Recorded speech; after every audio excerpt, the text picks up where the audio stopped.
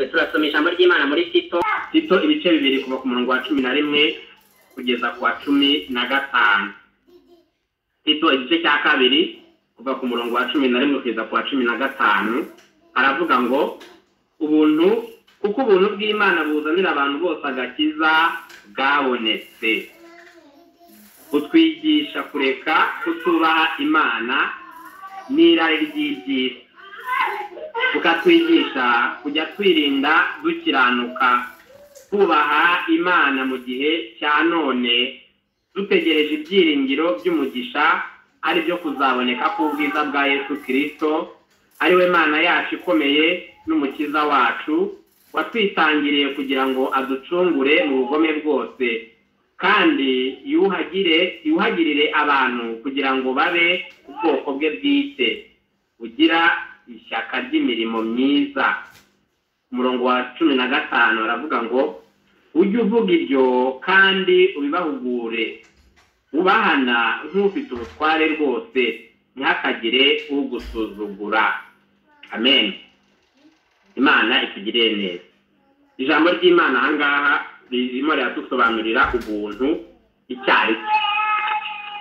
Ngendeye kuri no text ndagakomeza ariko reka tugendeye kuri kino cyanditswe ngo ubuntu bw'Imana buzanira abantu bose agakiza bwarabonetse. Ushobora kwibaza ati ubuntu ni iki? Ubuntu ni iki? Ubuntu ni uguhabwa ikintu utari ugikwiriye ukagirirwa ibambe. Ukugirirwa ibambe ugahabwa ikintu utari ukwiriye, nicyo kintu cyitwa ubuntu. Ubuntu bitandukanye n'ikiguzi cyangwa se igihembo. Ikiguzi cyangwa igihembo ugomba gukorera icyo kintu cyangwa se uburenganzira. Kuko ubuntu nta nubwo twe dufite uburenganzira bwo kubona ubuntu. Ikintu ufite uburenganzira n'urugero Papa Santa afite uburenganzira bwo kubwira ngo ngurira inkweto, kandi n'umugurira inkweto ntabwo ari ubuntu umugiriye, ahubwo ni inshingano zawe ugomba kubikora, ahubwo utanabikoze amategeko yamurengera yuko utamwitaho. Umugabo afite uburenganzira bwo afite inshingano zo kwita ku mugore we. Umubyeyi Mama Santa, Mama Bina, Mama Sade ufite uburenganzira, umwana afite uburenganzira bwo kwaka ibere utarimuhaye amategeko yamurengera. Rero warimuhaye ntabwo ari ubuntu wamugiriye. Amen. Ahubwo wamuhaye ikintu yarakwiriye kose. Ubuntu rero bitandukanye n'icyo kintu. Amen. Ubuntu ni ikintu tutari dukwiriye. Mu Cyongereza bavuga ngo ni unmerited favor. Ni favor tutari dukwiriye, hanyuma Imana ikayiduha kandi ikayiduhera iki? Free grace. Ni ubuntu nyine. Buri free grace is free. Nta kiguzi bisaba, nta n'igikorwa bisaba, nta nubwo ari uburenganzira bwawe. Amen. So iyo niyo grace. Iryo niryo jambo ryitwa grace. Ni ngo grace ni impano. Ubuntu ni impano. Ni impano kandi umuntu utunga grace, mutunzi imbabazi twabonye ubushize twabonye ko abantu batunga ibintu byinshi. Abantu batunga amafaranga bagatunga amazu, ariko nta muntu utunze ibintu byitwa ubuntu. Imbabazi, mercy, ibyo bintu ni umuntu wenyine ufite attribute z'ibyo bintu ni Imana gusa. Imana niyo yitwa inyabuntu, niyo yitwa inyembabazi, inyebambe. Rero tuvuze rero ubuntu burimo ibambe, imbabazi, mbese kubabarirwa n'ibindi byose. So iyo ngiyo ni iryo jambo ryo ryitwa grace. Rero tugiye muri kino cyanditswe ngo ubuntu bw'Imana bwarabonetse. Ndagira ngo mbanze mbabwire ngo muri iyi si nta muntu n'umwe ufite ubuntu bw'Imana, nta muntu bwa kavukire waba umutunzi w'ubuntu. Ahubwo ubuntu bwagombaga kugira gute? Kuboneka. Appeared. Bwagombaga guhishuka. Kandi ubwo buntu bwabonetse ni Kristo. Ubwo buntu bwabonetse ni Imana yihishura. Ngo ubuntu bw'Imana bwarabonetse. Amen. Nuvuga ngo Imana yarihishuye. Imana yarihishuye, ihishura ubuntu bw'Imana. Amen. Iyo tuvuze ngo ubuntu bw'Imana butangaje, ngo nibwo bwanyweye imigozi. Iyo tuvuze ngo twakijwe n'ubuntu kubwo kwizera. Iyo tuvuze ngo ubuntu nibwo budukiza. Iyo tuvuze ngo ubuntu bwonyine. Amen.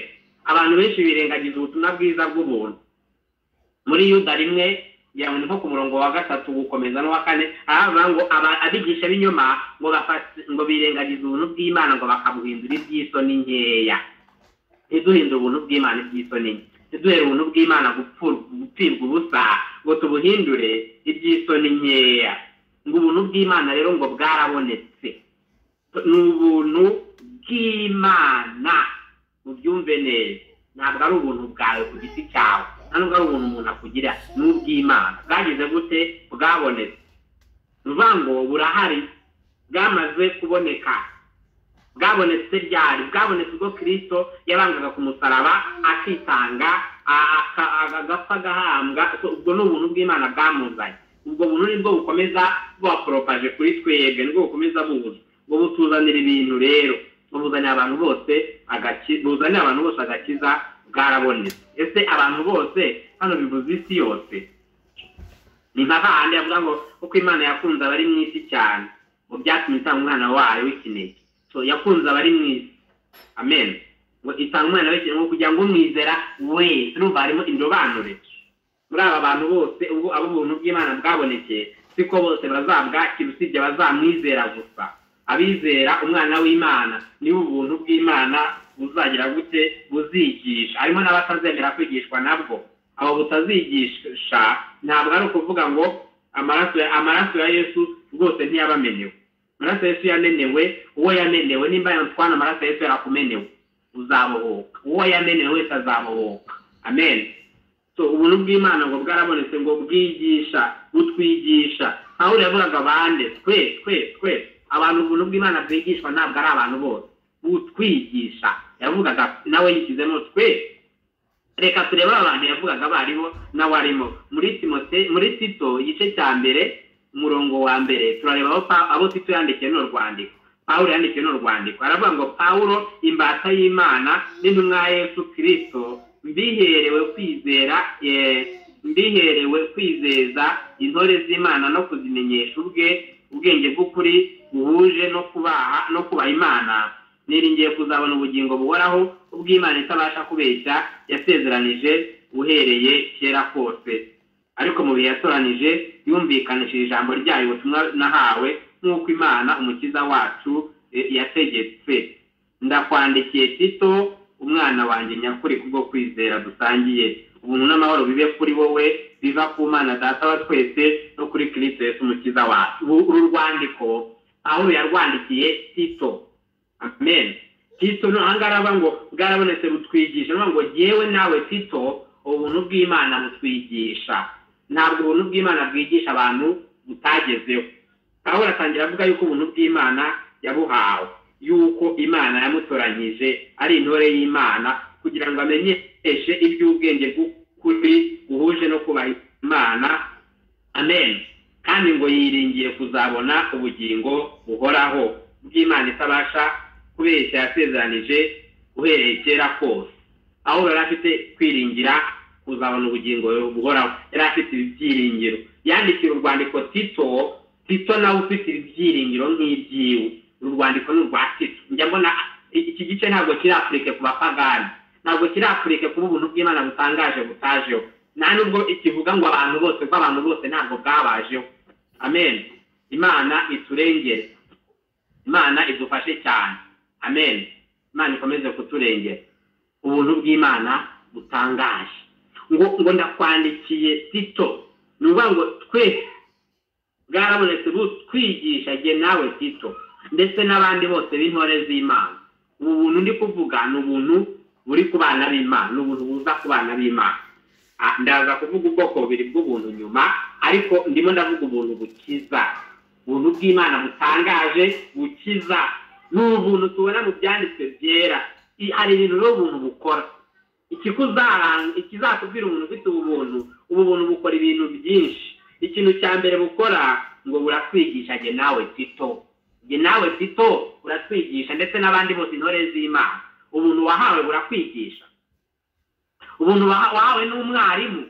Hari abantu bahabwa ubuntu butari ubwo. Ubwo buntu n'ubwitwa cheap grace.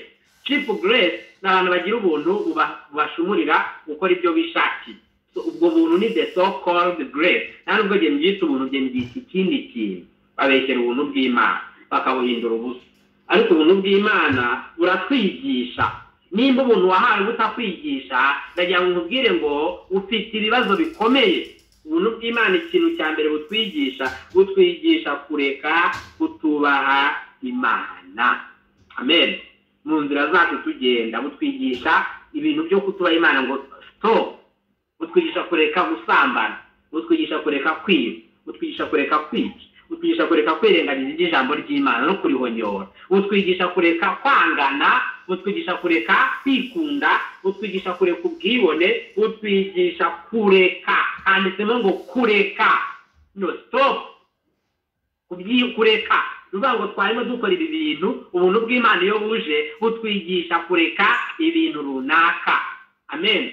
Mbese mwene data, ubuntu bw'Imana bwakwigishije kureka iki? Iyo utekereje kuba wakizwa n'iki gihe uvuga ko wakijijwe, ese haba hari n'umurongo wagabanije ukavuga ngo ndibuka kera nkiri umunyabyaha tukigendera mu by'isoni nkeya. Amen. Waba utarabiretse, waba utareka, ubuntu bw'Imana butakwigisha kureka, ndagira ngo uyu munsi wisuzume umenye nimba uri ku rufatiro rw'ibyanditswe byera, kuko ubuntu bw'Imana butangaje.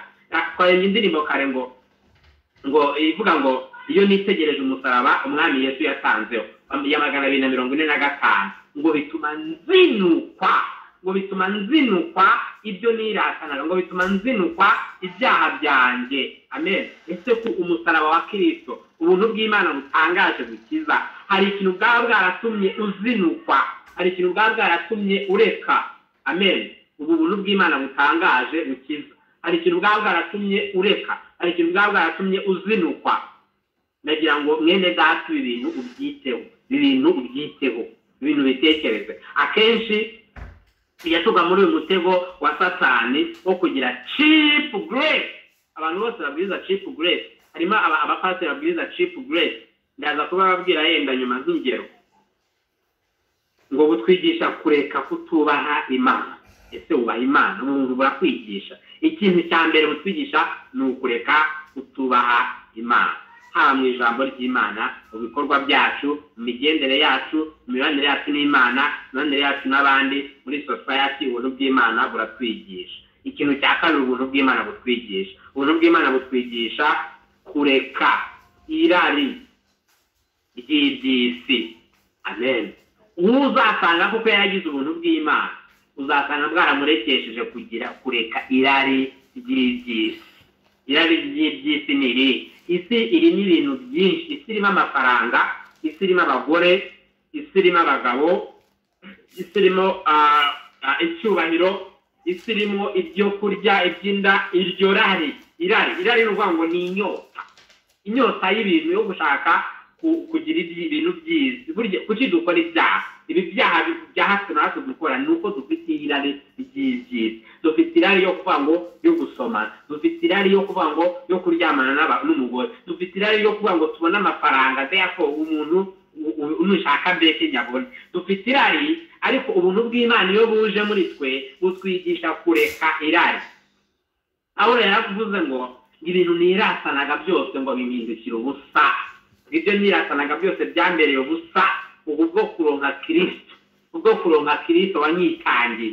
Ese kubwo kuronka Kristo response yawe ni iyi? Reaction yawe ni iyi? Ni gute wasubije umuhamagaro w'ubutumwa bwiza? Ese icyo washubije ni ugukunda Kristo uzinuka isi cyangwa urayikunda? Aho yigeze kuvuga ngo ese dukora ibyaha ngo kugira ngo ubuntu bw'Imana busage.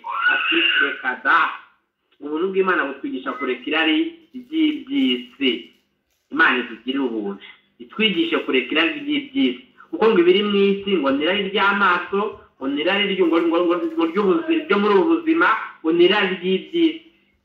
Imana dutabare turengere ibyo turarikira ugasanga imitima yawe hari igihe umuntu arandasinze yararikiye ikintu, ugasanga icyo kintu wagihaye umwanya ukomeye mu mutima wawe. Iyo ni Imana uba wimitse. Harimo n'abantu bishyiramo abantu, ugasanga wiringiye mu muntu runaka azagufasha, wararikiye ibyo bintu wishyiramo n'umuntu ko ari uzabigukorera.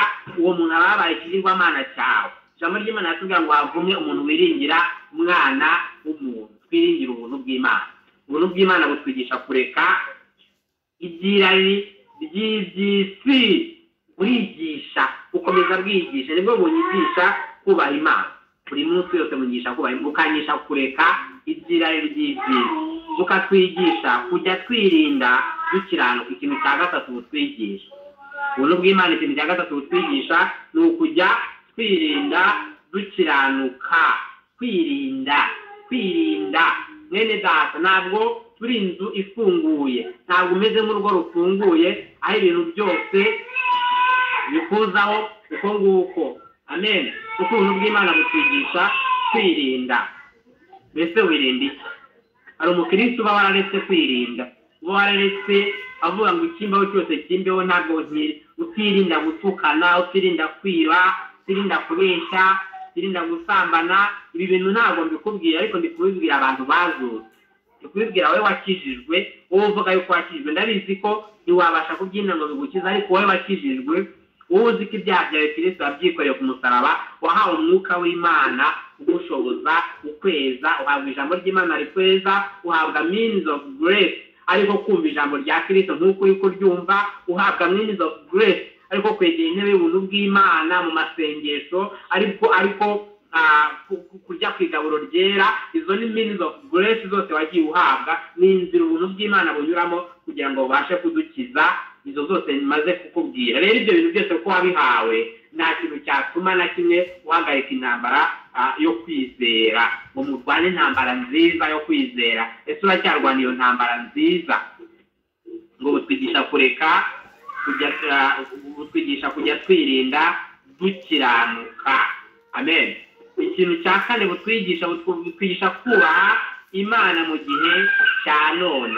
muri kino gihe dutegereje iby'ubugingo buhoraho muri kino gihe dutegereje kuzabana n'Imana mu bwami bwo mu ijuru ubuntu bw'Imana butwigisha kujya twubaha Imana muri kino gihe cya none tukaba umucyo w'isi abakristo ni umucyo w'isi abakristo ni itabaza abakristo niyo nkingi y'ukuri no hantu honyine umuntu yabonera ukuri no hantu honyine twashakira ukuri mu bakristo mu bana b'Imana ubuntu bw'Imana rero butwigisha kuba umucyo ukaba umucyo abantu bakamenya ko uri umukirisitu abantu bakamenya yuko koko ukijijwe aho ngaho ukorera abantu bakamenya ko uri umukirisitu koko kubera kuko ubuntu bw'Imana bukwigisha kujya wubaha Imana mu gihe cya none amen ikindi ubuntu bw'Imana bukomeza kutubwira ko dutegereje ibyiringiro by'umugisha ari byo kuzaboneka k'ubwiza bwa Yesu Kristo nyamara abantu benshi bavuga imigisha muri iyi ariko ubuntu bw'Imana abafite ubuntu tugira ibyiringiro by'umugisha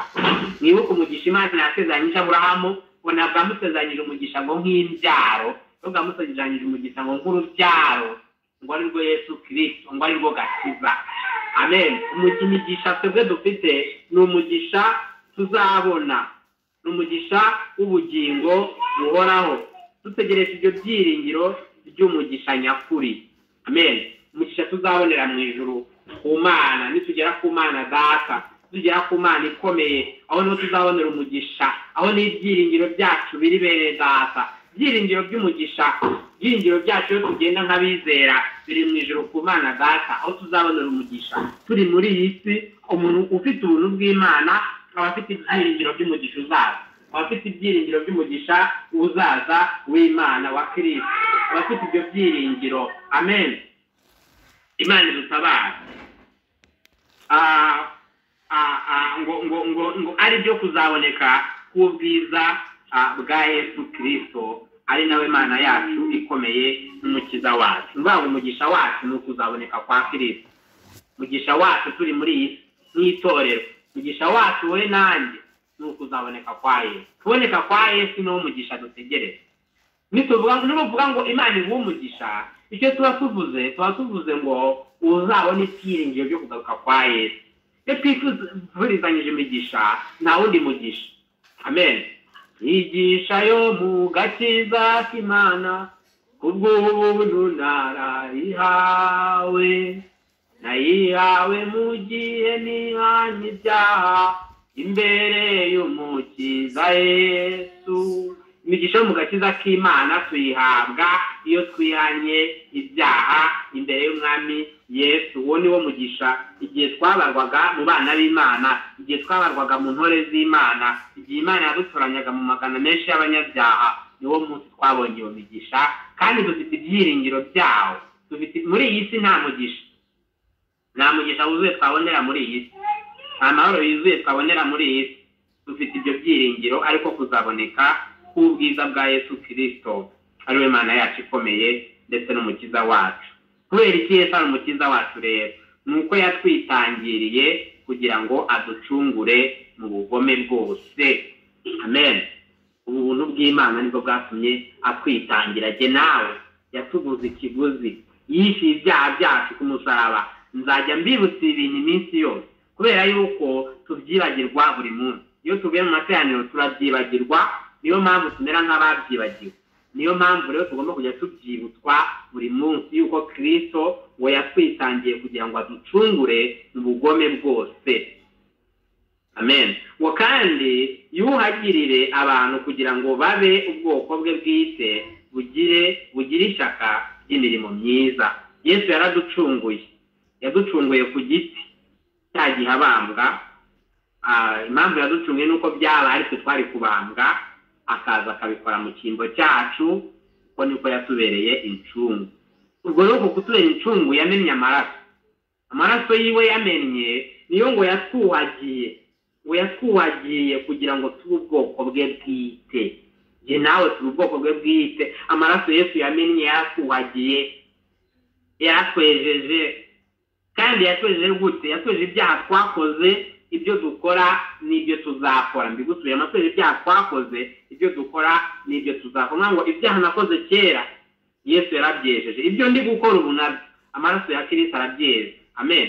Ndetse n'ibyo nzakora amaraso ya Kristo azabyeza. Nubwo buryo jewe ndi muri ayo mahoro. Ndi mu mahoro yuko ibyaha byanjye yabyejeje kandi abyeza ndetse azakomeza no kubyeza. Ese hari icyo nakora ku buryo amaraso ya Yesu atabashije kucyoza? Oya, kuko ubuntu bw'Imana bwabonetse bukomeza kunyigisha. Amen. Ubwo buntu bw'Imana ntabwo butuvaho bene data, bukomeza kuba kuri twebwe, bukomeza kutwigisha, bukomeza kutwereka inzira yo kubaha Imana, bukomeza kuzakuzinuka isi, bukomeza kuzakuzinuka icyaha ndetse n'igisa nacyo, bukomeza kutuyobora bukatugeza ku Mana, ngo kugira ngo tube ubwoko bwe bwite. Niyo mpamvu tuvuga ngo turi intore z'Imana, niyo mpamvu tuvuga ngo turabera, kuko ubwo buntu bw'Imana bwabonetse. Ikindi ngo bugira ubwoko bugira ishyaka ry'imirimo myiza. Amen. Kuki tugomba kugira ishyaka ry'imirimo myiza? Twe dutandukanye n'abavanga imirimo irabakiza, twe ntidukizwa n'imirimo, ariko twebwe abakijijwe kubera ubuntu bw'Imana twahawe. Amen. Tujya mu mirimo myiza twateguriye gukora isi itararemwa. Hari imirimo myiza Papa Santa wateguriwe, hari imirimo myiza Mama Santa wateguriwe, hari imirimo myiza Clement wateguriwe, hari imirimo myiza nateguriwe isi itararemwa muri Kristo Yesu. Yo muri Kristo Yesu, atari yo hanze ya Kristo Yesu. Umurimo wose umuntu akora atawukoreye muri Kristo Yesu ni impfabusa, ariko imirimo yo muri Kristo Yesu tugira ishyaka ryo kuyikora. Ni imirimo myiza. Nsurana kuko ndi muri Kristo Yesu, ngira urukundo kuko ndi muri Kristo Yesu, ngira impuhwe kuko ndi muri Kristo Yesu, mfasha abantu kuko ndi muri Kristo Yesu, ndasenga kuko ndi muri Kristo Yesu, mbwiriza ubutumwa bwiza kuko ndi muri Kristo Yesu. Iyo ni imirimo twateguriye muri Kristo Yesu. Ubu buntu bw'Imana buduterera ishyaka, butera ishyaka ry'imirimo myiza muri Kristo Yesu. Abantu benshi bamenye iby'ubuntu baraparika, bareka ishyaka ry'imirimo myiza kuko bazi ko ngo itabakiza. Ariko ndagira ngo nkubwire mwene data, umuntu wakijijwe agira ishyaka ry'imirimo myiza, ugira ishyaka ryo kubwiriza, ugira ishyaka ryo gutanga amafaranga yawe kugira ngo akore iby'ibwirizabutumwa, ugira ishyaka ryo kwitanga ubwawe kugira ngo ukore iby'ivugabutumwa, ugira ishyaka ryo kurwana n'icyaha kugeza igihe wavusha n'amaraso. Amen. Ntabwo utuza ngo ukihore mu buzima bwawe. Iyo niyo mirimo myiza, niyo mirimo myiza yabera. Iryo shyaka turigira kubera yuko turi muri Kristo Yesu. Mwene data, mbese waba ugira iryo shyaka? Reka tujye ubwoko bubiri bw'ubuntu. Ubundi hariho ubuntu bw'ubwoko bubiri. Hari ubuntu bwitwa ubuntu bw'Imana bukiza, hakaba n'ubuntu bw'Imana busanzwe, common grace and saving grace. Ubuntu bw'Imana busanzwe reka mbarirwo mperaho. Ubuntu bw'Imana busanzwe ni ubuntu Imana ishyira ku bantu bose. Ni ubuntu Imana yagaragarije abantu bose, baba abeza cyangwa baba ababi, baba abakiranuka cyangwa baba abadakiranuka. Ubwo ni bwo buntu busanzwe. Muri Petero wa mbere ibice 4:10, Petero wa mbere 4:10, mureke dusome muri Petero wa mbere ibice 4:10. Turimo turareba ubuntu busanzwe Imana iha abantu bose, baba b'amoko yose, baba abari bo bose ikabasukaho. Petero wa mbere 4:10, umuntu abahageze yansomera. Ndabona mpageze 4:10. Aravuga ngo kandi nk'uko umuntu yahawe impano aba ariko muzigaburira nk'uko bikwiriye ibisonga byiza by'ubuntu bw'Imana bw'uburyo bwinshi. Amen. Urabona ubuntu bw'Imana bw'uburyo bwinshi. Hano mu buntu bw'Imana bw'uburyo bwinshi harimo ubuntu bw'Imana bukiza, hakabamo n'ubuntu bw'Imana Imana isuka ku bantu bose. Hari ubuntu bw'Imana bw'uburyo bwinshi. Ni urugero, Imana igira imbabazi, Imana ivubira imvura ababi n'abeza. Ubwo ni ubuntu bw'Imana. Kuvuba imvura ni ubuntu bw'Imana, ariko igiye kuvuba imvura ntireba ngo aba ni abakirisitu ngo aba si abakirisitu. Iyo mbona n'abantu bigisha ibinyoma bavuga ngo uko basenga ngo Imana izabaha ubukire, ubwo ngo ari abakristo ngo bagomba ngo gukira indwara, abandi ngo badasenga bo ntibazikire. Ibyo ni ukubeshya. Imana igiye gukiza indwara izikiza abasenga n'abadasenga. Iyo Imana igiye gutanga ubukire buha abasenga n'abadasenga. Igiye kuvuba imvura izibura abasenga n'abadasenga. Ibyo biri mu buntu bw'Imana bw'uburyo bwinshi. Muri Matayo 5:45 murabibona yuko ngo Imana ituma izuba rizira ababi ndetse n'abeza, ikoherereza imvura ababi n'abeza, abakiranuka n'abadakiranuka. Izuba se rivuga ubona rizira abakiranutsi gusa, rizira abantu bose. Ubwo ni ubuntu rusange buri common. Ngo Imana ikunda isi yose. Ese koko Imana ikunda isi yose? Imana ikunda abantu bose ku buryo hari ibintu biri common, ariko muri abo bantu ikunda turaza kubonamo urundi rukundo ruhebuje rutangaje. Amen. Aho Imana yatanze umwana wayo w'ikinege kugira ngo umwizera wese atarimbuka. Kugira ngo imvura igwe mu isi ntabwo byatumye Imana itanga umwana w'ikinege. Kugira ngo izuba rizira abantu, ibyo ntibisaba ko umwana w'Imana itanga umwana w'ikinege. Kugira ngo abantu babone akazi, ibyo ntibisaba ko Imana itanga umwana wayo w'ikinege. Kugira ngo abantu bahinge imyaka yere, igitanga imvura isimburane n'izuba, barye banywe bahunike, ntabwo bisaba ko Imana itanga umwana wayo w'ikinege bene data. Ariko nabyo ni urukundo rw'Imana. Hari igihe tubwiye abantu ngo abantu bamwe n'abana b'Imana abandi n'abantu b'Imana. Abantu bababara ngo Imana ikunda abantu bose. Imana ikunda abantu bose, ariko ibyo bifite icyo bisobanura. Amen. Hari urukundo rwo kubakiza, hakaba n'urukundo rusanzwe. Muri Zaburi 145 umurongo wa 8 kugeza ku wa 9.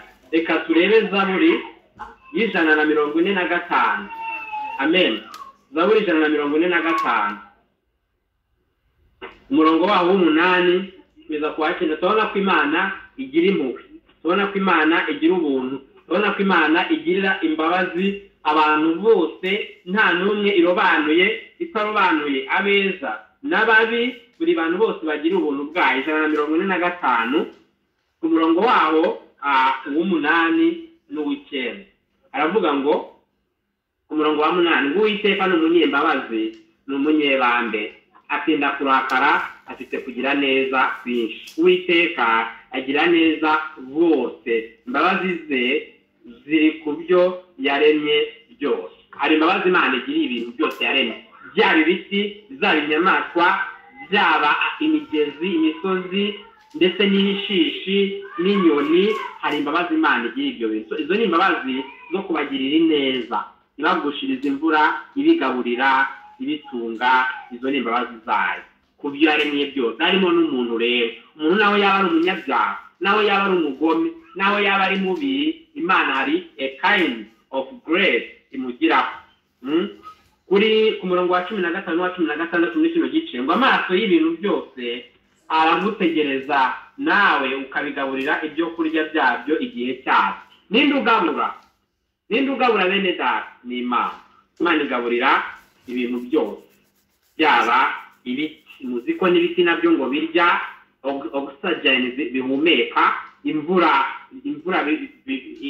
bigwaho n'ituma bikura, n'imeze imyaka. Imana ishimwe ko imeze imyaka, kameze imboga tukarya, kameze ibishyimbo tukarya, ibyo bishyimbo nabyo imvura ikabihembura, ikameze ibyatsi inka zikarya. Amen. Gutyo mikorobe ziba mu myanda, nazo ni ibiremwa binyorogoto bizurya buzizi bwose buva ku myanda, turabwirukana ngo burungo n'umwanda, ariko Imana iba yabiremeza izandimu zacu zikabora bukaza bukarya kubw'ubuntu bw'Imana. Izo ni imbabazi z'Imana igira abantu. Ubwo nabwo ni ubuntu bw'Imana busanzwe, ariko ubwo ntabwo ari ubuntu bw'Imana bukiza. Ubwo buntu ndi kubabwira ni ubuntu butatumye Imana itanga umwana wayo w'ikinege. Amen.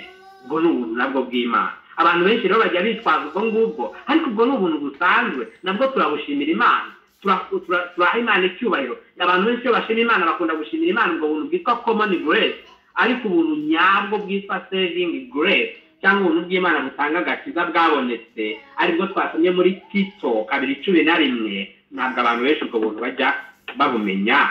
Amen. 16 kuri uwo murongo avuga ngo upfumbatura igipfunsi cyawe, Zaburi 145 murongo wa 16, ngo ugahaza kwifuza kw'ibibaho byose.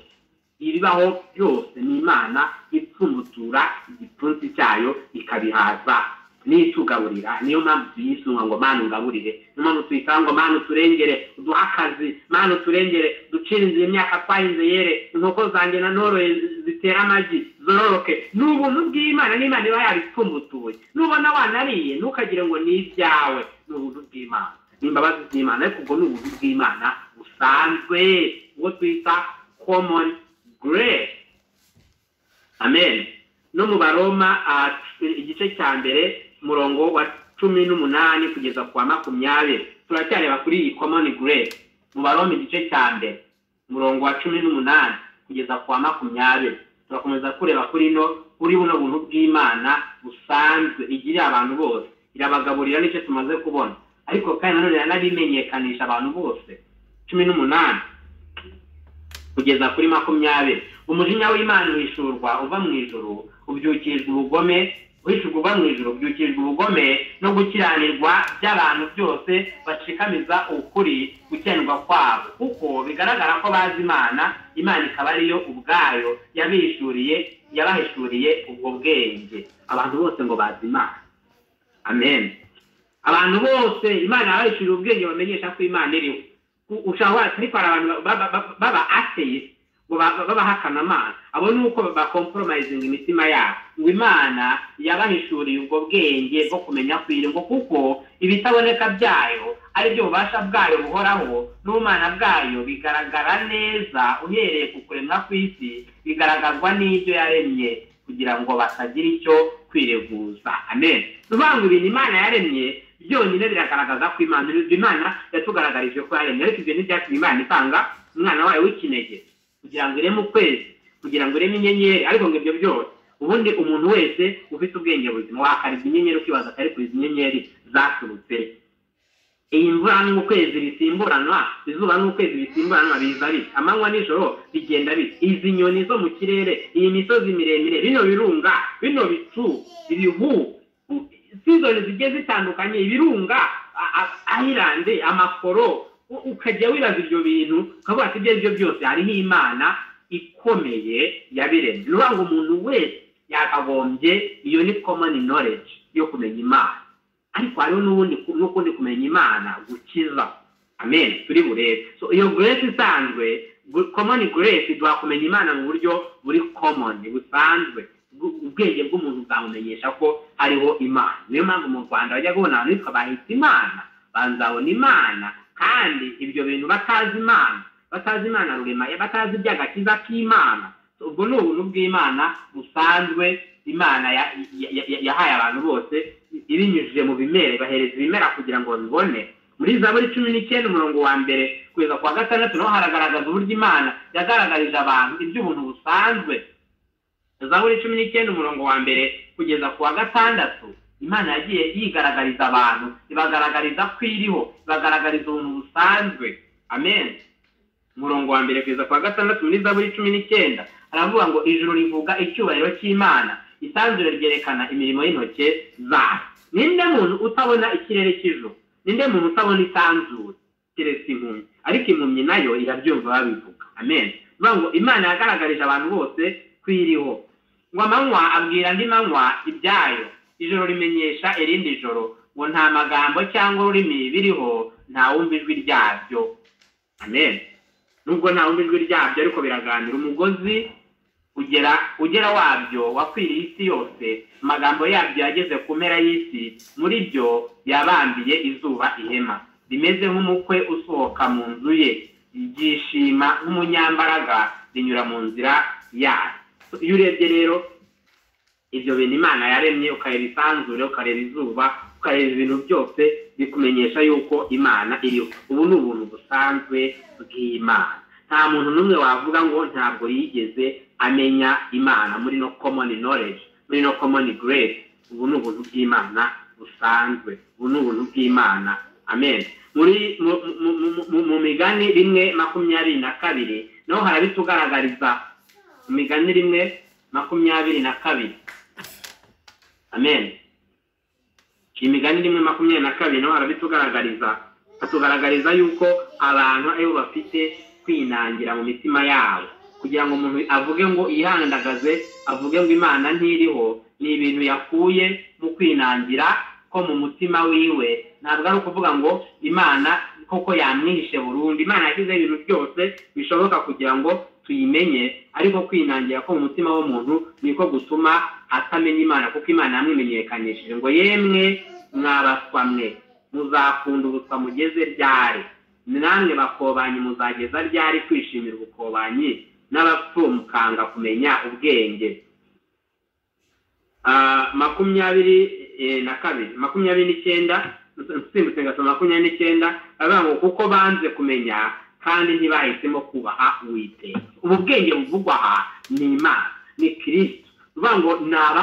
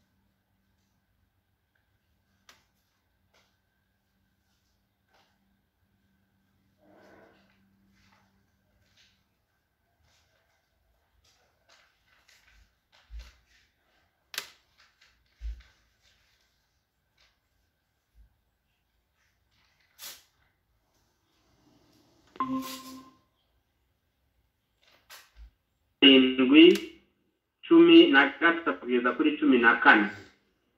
Nani mvuga ngo ubuntu bw'Imana buzagera kubizera bonyine, bazizera bonyine gusa. Ubuntu bw'Imana bukiza nibo bugeraho.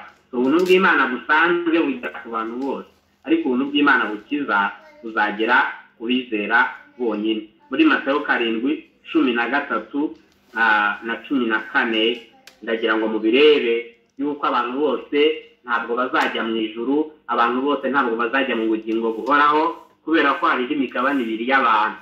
Umugabane umwe n'uzemera ubuntu bw'Imana bukiza, undi mugabane n'uzabutera umugongo. Muri Matayo 7:13 kugeza kuri 14. Reka mabumbure.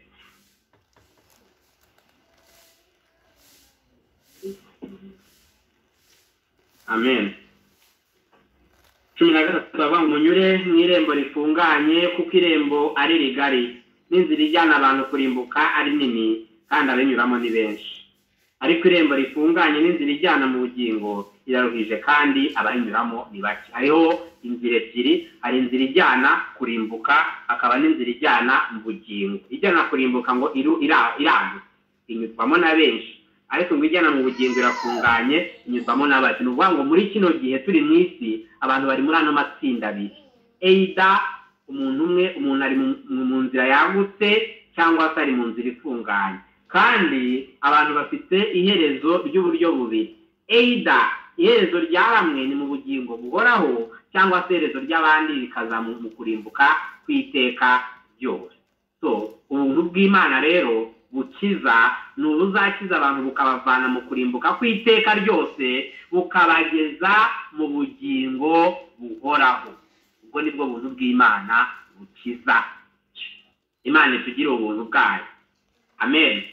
Ese ubuntu bw'Imana bukiza waba warabubonye? Ubu nibwo buntu bw'Imana Imana iha abizeye bose. Ubwo bwa buntu bw'Imana bwo mu Efeso 2:8 avuga ngo twakijijwe n'ubuntu kubwo kwizera, ko ntabwo byavuye ku mirimo yacu dukora muri iyi si, ahubwo ubuntu bw'Imana nibwo bwagize gute? Bwadukijije. Ubuntu bw'Imana bukiza, ubuntu bw'Imana butangaje nibwo butanga ubugingo buhoraho. Tubonye ubuntu bw'uburyo bubiri, ubuntu busanzwe common grace, ukabona n'ubuntu bw'Imana bukiza. Common grace ishyirwa ku bantu bose, ariko ubuntu bw'Imana bukiza bushyirwa ku ntore zayo zonyine, amen. Kuki twari dukeneye ubuntu bw'Imana bene data? Mumbwire, kuki dukeneye ubuntu bw'Imana? Kuki umuntu akeneye ubuntu bw'Imana? Impamvu umuntu akeneye ubuntu bw'Imana ni uko umuntu yatandukanye n'Imana. Umuntu ni mubi. Ubwo twakoraga icyaha twabaye babi. Ese umuntu mubi yabyara umuntu utunganye? Reka turi muri Yobu 14:4. Yobu 14:4. Turabona yuko ikintu kibi ntigishobora kubyara icyiza. Niyo mpamvu dukeneye ubuntu bw'Imana. Dukeneye ubuntu bw'Imana bukiza, kubera ko ikibi kidasobora kubyara icyiza. Yobu 14:4. Kadusome muri Yobu 14:4. Aravuga ngo ninde wabasha kuvana igitunganye mu kintu cyanduye? Ntawe. Umuntu wese ubwo twakoraga icyaha muri Adamu twese twahindutse abanyabyaha. Muribuka mu Baroma 5:12 ukuntu twavuze yuko abantu bose icyaha cya Adamu kibageraho, kuko ngo bose baragikoze ntibashyikira ubwiza bw'Imana. Hano mu Baroma 5:12 kuko rero icyo ko ibyaha byazanywe mu isi n'umuntu umwe, urupfu rukazanwa n'ibyaha, niko urupfu rugera ku bantu bose kuko bose bakoze ibyaha, amen. Kuko bose bakoze ibyaha rero umuntu wese ni mubi. Yobu yaravuze muri Yobu 14 akatubwira ngo none kuko abantu bakoze ibyaha bose bakaba babi, ngo ninde wabasha kuvana igitunganye mu kintu cyanduye? Erega ntawe, amen. Nkango umuntu wese uvuka ku muntu bakuvuka ari mubi, wakwivuga ko ari mwiza arabeshya. Bivuze rero ngo ikintu dukeneye ubuntu bw'Imana. Dukeneye ubuntu bw'Imana budukiza, kubera yuko tutabasha kwikiza, kubera ko nta muntu ushobora kuvana ikintu gitunganye mu kibi. Twasamanywe ibyaha muri Zaburi 51:5. Zaburi 51:5 havuga ngo twasamanywe ibyaha, amen. Zaburi 51:5 havuga ngo nasamanywe ibyaha. Reka twasome muri Zaburi 51:5. Aravuga ngo kuko nzi ibicumuro byanjye, ibyaha byanjye. 5. Dore naremanywe gukiranirwa, mu byaha ni mu mama yambyariye. Buri muntu wese yabyariwe mu byaha, buri muntu wese yaremanywe gukiranirwa. Imana iturengere kandi dutabare. Rero ntabwo twabasha kwikiza, ntabwo twabasha rwose kwikiza. Umuntu avuka ari umunyabyaha muri Yobu 14:4 kandi akavuka ayanduye nta ikintu cyabyare gitunganye. Niyo mpamvu dukeneye ubuntu bw'Imana. dukeneye ubwo buntu bw'Imana kugira ngo bubashe kuturengera, bubashe kudukiza. Amen. Mu Migani 22:15 harabigaragaza ko umuntu n'ukuri ni mubi kuva akivuka. Mu byanditswe byose aho njya nsoma harabingaragariza. 22 mu Migani 22:15 naho harabitugaragariza. 22:15 haravuga ngo ubupfapfa buhambiriwe ku mutima w'umwana, ariko inkoni ihana izabumucaho. Umva umutima w'umwana, abantu bajya bangwa abana ngo ni intungane, ariko ngo ubupfapfa buhambiriwe ku mutima wa bicaye, usibye yuko ngo inkoni ihana izabumucaho. Amen. Abantu bajya banga gukubita abana babo ngo akanyafu, ibyo ni akazi kabo, ariko umwana nakora ikosa bene data ikintu kimucaho ubwo bupfapfa ni ukumuha akanyafu. Ariko si ibyo gusa, icyaha ni kukubwira ngo icyaha kimuriho ntabwo yabasha kwikiza. N'ubundi nubwo wamanuka ama discipline, icyo umucaho ni ukubigaragariza mwisi, ariko namara gukora ikintu cyamukiza cyangwa se namara kwizera ni ukwiringira umwami Yesu akamubohora. Kuva umuntu rero akiri umwana agira ubupfapfa, agira ubupfu bubi. Amen. Kandi ntabwo yabasha kwikiza. Nta muntu n'umwe ubaho udafite icyaha. Muri Petero wa mbere 2:22 kugeza kuri 23 agaragaza uburyo icyaha kigera ku bantu bose. Icyaha nta muntu n'umwe wagisimbuka, nta muntu n'umwe kitabarwaho. Niyo mpamvu dukeneye ubuntu bw'Imana. Petero wa mbere 2:22 aravuga ngo nta cyaha yakoze, nta n'uburiganya bwabonetse mu kanwa ke. Yaratutswe ntiyasubiza, yarababajwe ntiyabakangisha, ahubwo aritanga yiha idaca urwa kibera. Umuntu wenyine utarakoze icyaha ni Kristo. We ngo yaratutse ntiyasubiza. Wowe umuntu yagutuka n'umusubize. Kuva wavuka wa muntu yaragututse ukamwihorera, ariko ngo baramututse ntiyasubiza. Ngo ntiyigeze akora icyaha kuva yavuka.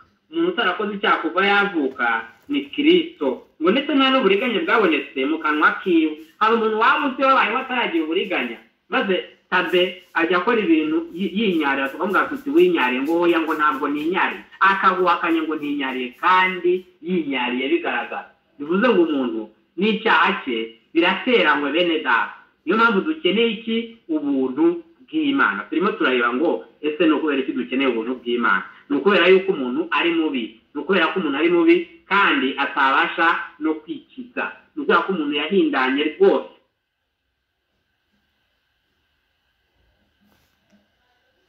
Azibyaha.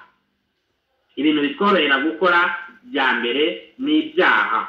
Ikintu cyo cyonyine kitworohera gukora. Yesu aravuze ngo umuntu wese ukora icyaha aba ari imbata y'icyaha. Niko ijambo ry'Imana rivuga muri Yohani 8:34-33 ndetse na 34. Yesu yavuze ngo umuntu ukora icyaha wese aba ari imbata y'icyaha, mbese aba ari slave, aba ari umucakara wacu. Mwango turi abacakara b'icyaha. Muri Yeremiya 17:9 biratubwira ngo umutima w'umuntu urashukana kurenza ibintu byose, ngo ntabwo wabasha kwikiza, ngo kandi ngo ufite indwara ntabwo wizera. Niyo mpamvu dukeneye ubuntu bw'Imana. Turimo turareba impamvu kuki dukeneye ubuntu bw'Imana. Ikintu dukeneye ubuntu bw'Imana ni uko tutahindura ibara ry'ubwo bunyabyaha dufite. Muri Yeremiya 13:23, Yeremiya 13:23 agaragaza ko umunyabyaha adashobora guhindura ibara ry'ubunyabyaha bwiwe keretse ubuntu bw'Imana. Yeremiya 13:23. Amen. Mureke dusome muri Yeremiya 13:23 aravuga ngo 23 aravuga ngo mbese umunyetiyopiya yabasha guhindura ibara ry'umubiri we cyangwa ingwe ubugondo bwayo?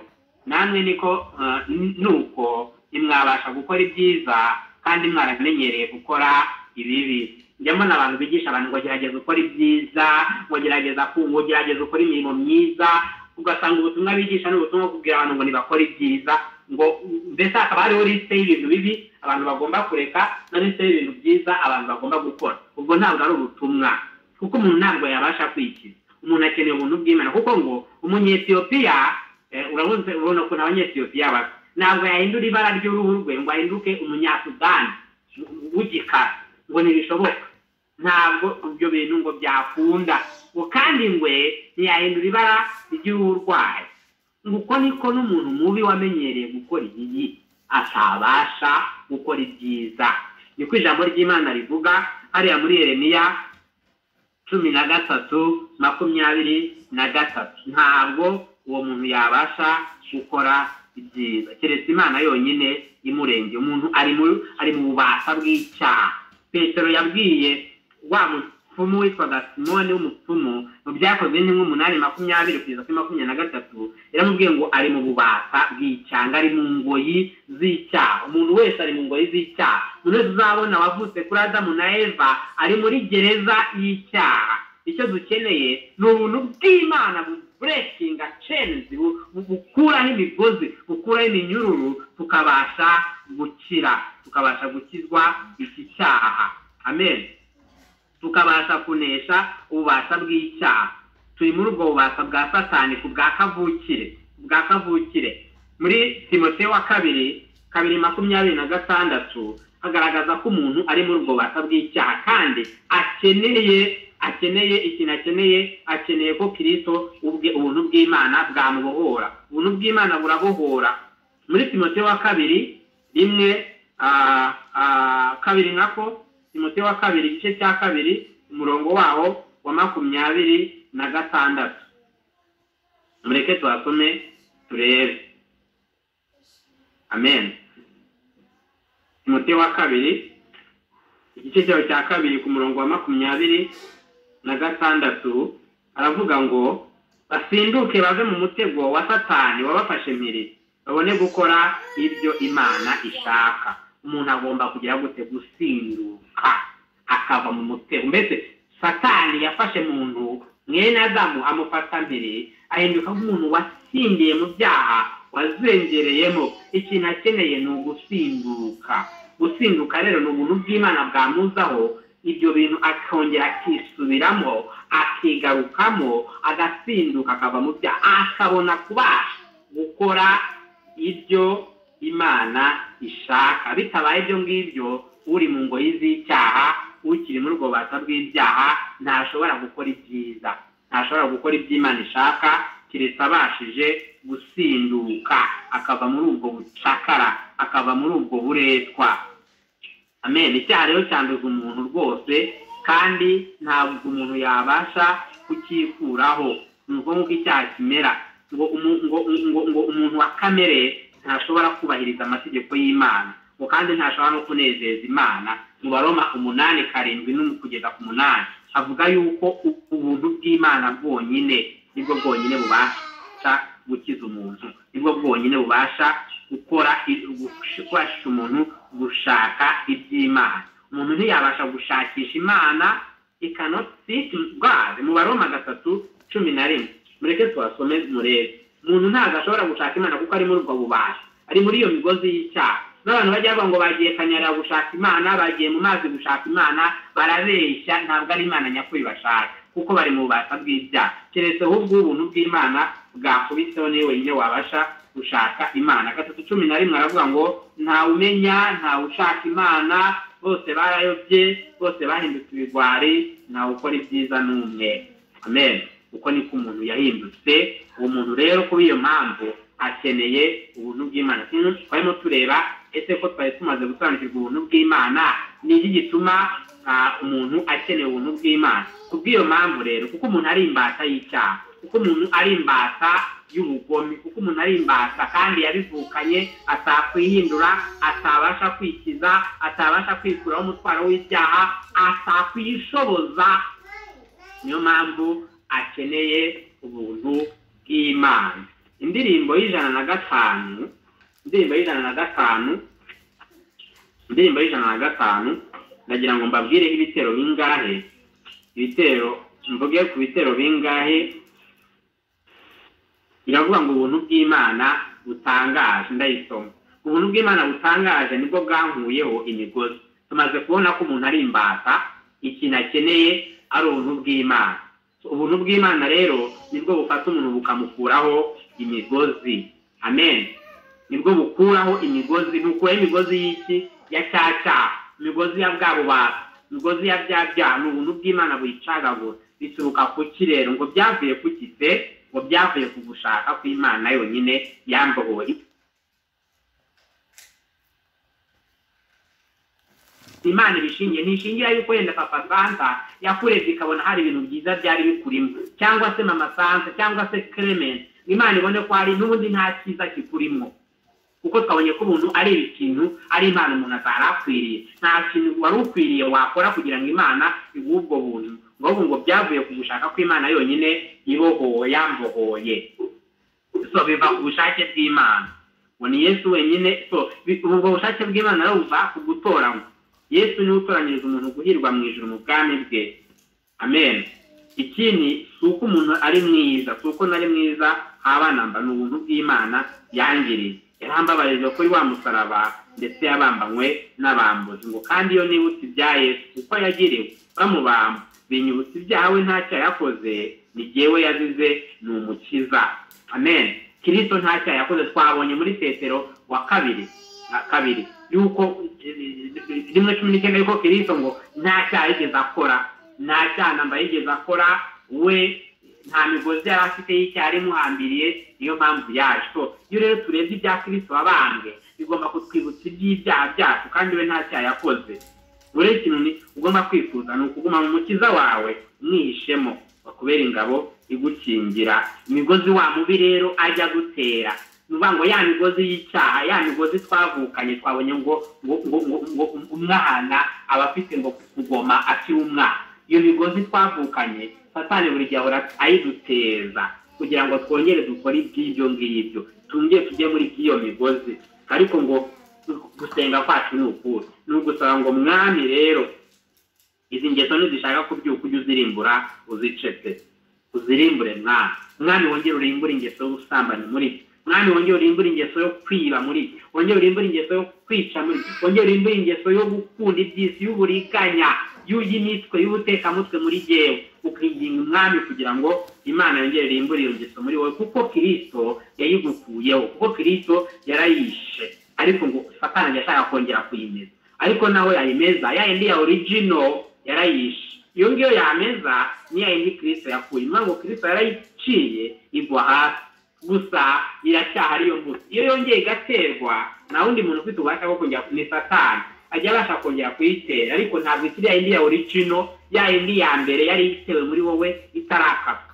Iyo ngiyo rero y'interano Satani yongera akameza, iyo ishatse kubyuka, dutakira Imana. Iyo tubonye byose yongera ugatakambata, mucunguzi wanjye. Iyo ngeso umwanzi Satani yongera kubyuka, ikongera ikarimbuka rwose. Umwana akayirimbura, akayicape, agahora atwihariye.